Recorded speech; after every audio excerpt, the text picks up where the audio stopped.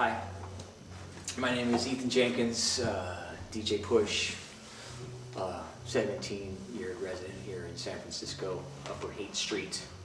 And hey, just gonna, as a personal thing, I'm going to throw this out there. I'm just coming up on my 25th anniversary as a DJ, which seems pretty crazy to me, but I'm going to start telling people because I'm proud of it. I was on KUSF for 13 years, both on the cultural music sides and the new music side.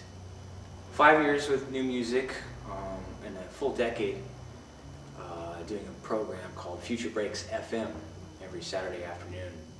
They ran until 2008. And also for the last 3 years I ran the production department at KUSF, where lately we put in, Jesus, it's about 15 to 20 new spots per week, which was just insane, really, I thought. Got started with Emily Griffin, who was a student at the University of San Francisco. She asked me to join up with her and Gabriel, and we started Future Breaks FM. Before I go any further, I just wanted to specify that it was always important for me to call the program Future Breaks FM because I was so proud that we were on the radio, especially at a time around the turn of the century where there was a ton of, as there still are, internet programming. I was on Groove Tech quite a bit and a bunch of other shows, but I was always really proud that even though Future Breaks could be found in podcasts and online streaming, we were on the radio. Not many people had shows on the radio, and that was wonderful.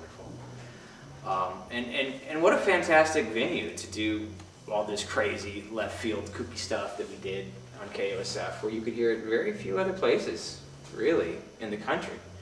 There's a lot of fantastic independent and college radio around, but I hate to say it, but some of them actually are pretty staid.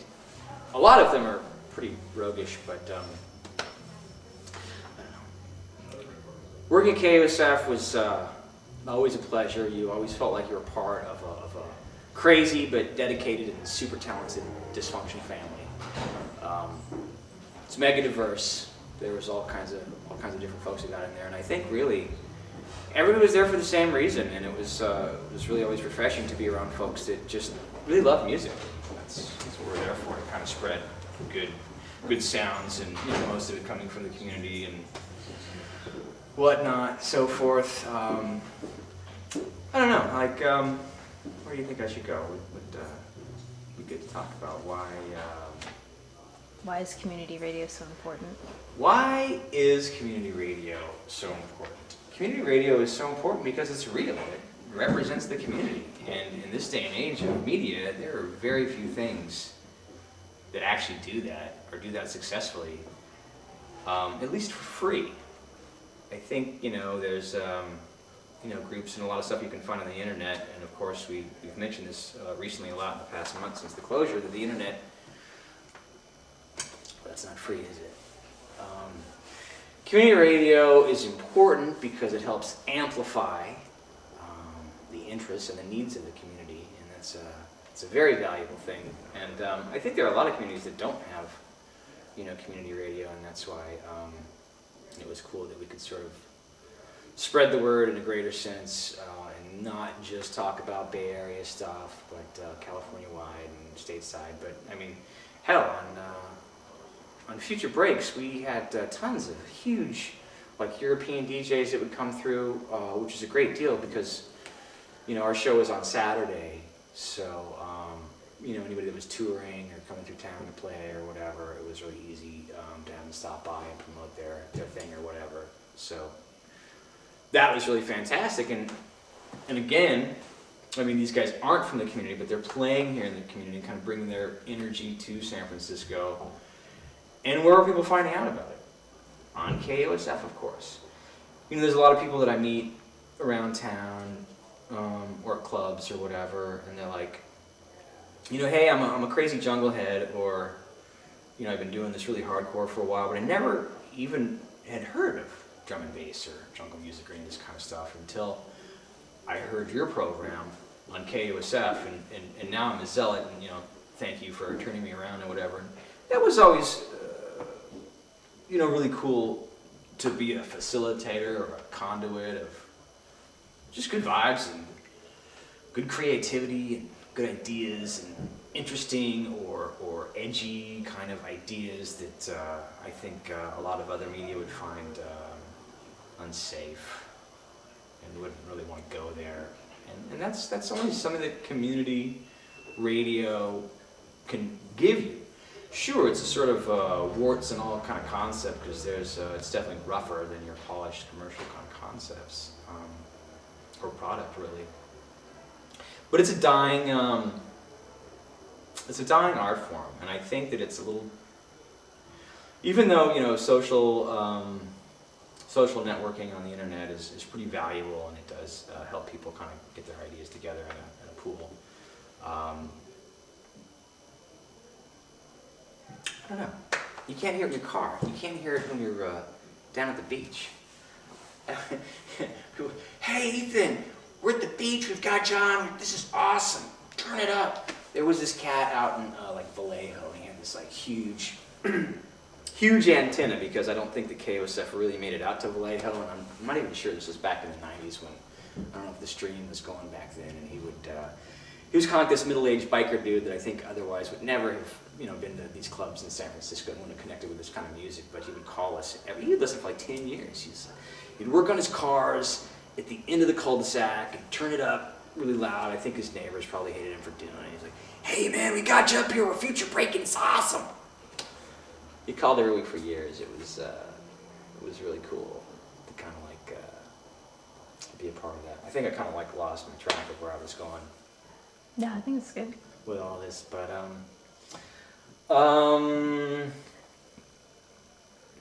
Prim, I don't know.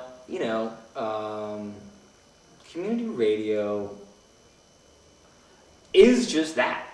It's community radio. I mean, oftentimes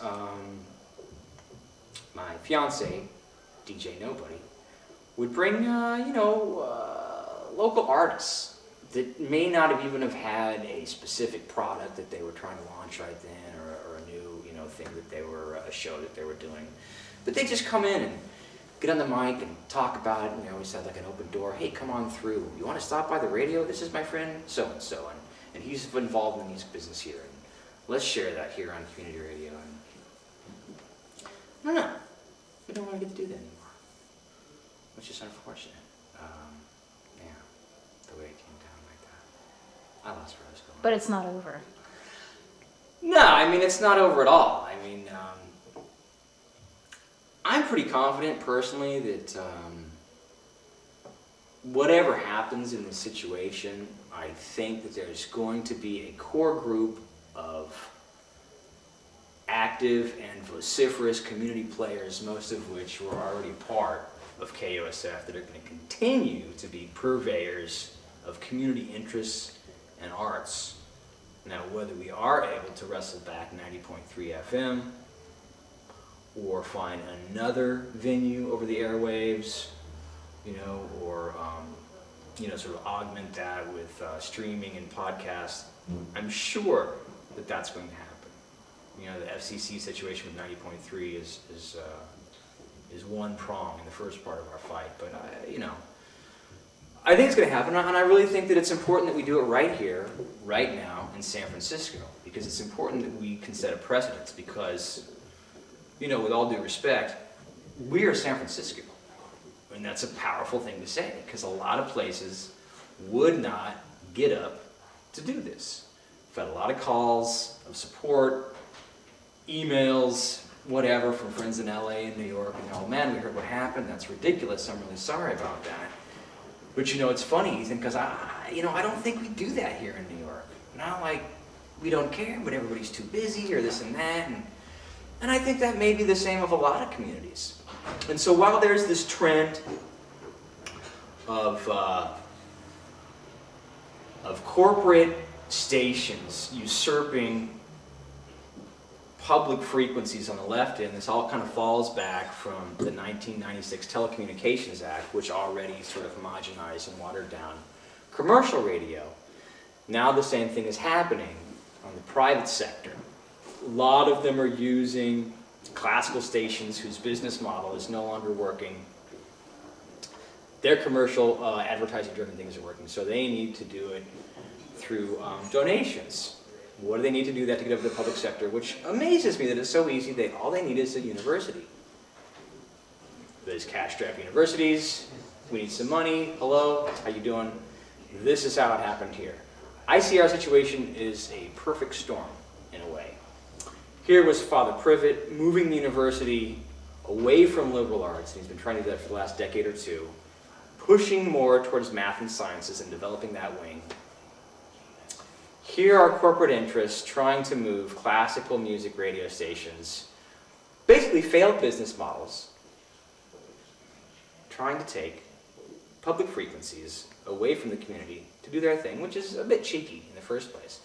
These two things came together. Hey, why not? Father Privet thought, let's just do this. NDA, we'll take care of that. So, I think it's important, both for us and for other universities or communities around the country, that we stop this. We stand up right now and we say, this is not going to play. And if we take it all the way to the federal government, so be it. We'll start with the FCC.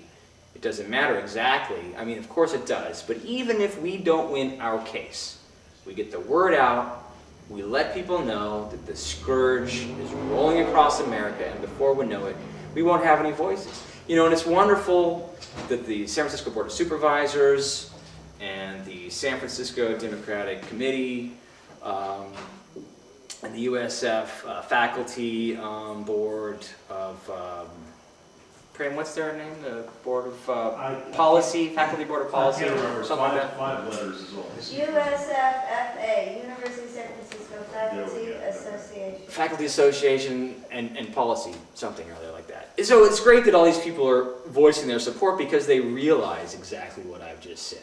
We have to let people know that this is happening. We have to shine a light on the University of San Francisco. We have to shine a light on the intercoms, with an E, of the world, and let them know that, no, you can't do this, homie, don't play that. It stops right here.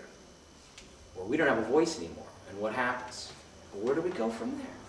I don't know. Whatever. We can all have 1,000 podcasts, but who's going to tune in to all of them? Nobody. So community radio, or at least not enough people.